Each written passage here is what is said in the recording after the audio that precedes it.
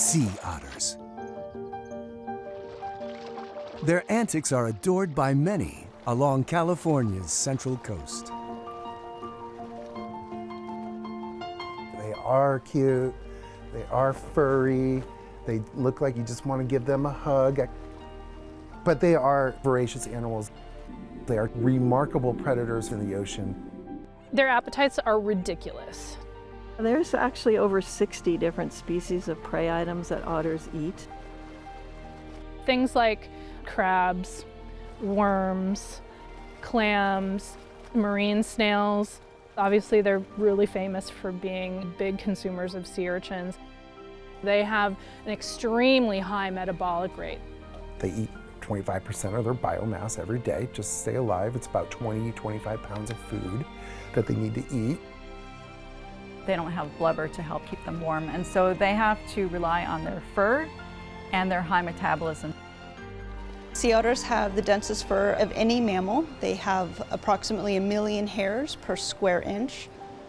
And it was this really dense fur that really attracted the fur trade, and that was part of their demise. It was referred to as soft gold because it was so valuable. The global sea otter range used to be throughout the entire North Pacific, from Japan to halfway down Mexico. And that was probably 200, 300,000 animals.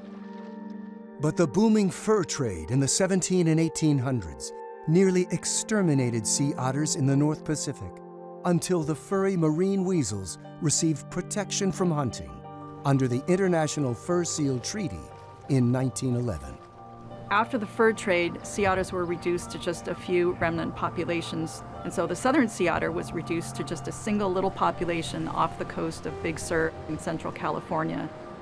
It's estimated that only about 50 animals survived along Big Sur's rugged coastline.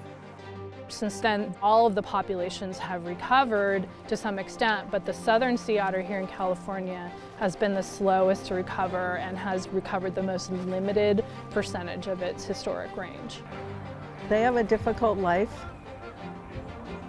Despite the many challenges sea otters face, as keystone predators, they play a vital role in the ecosystems they inhabit. And these are ecosystems that many other animals and humans depend on. They have a lot of jobs that they do. People don't realize it. How do sea otters impact the environments they live in? And what is keeping them from expanding their range in California?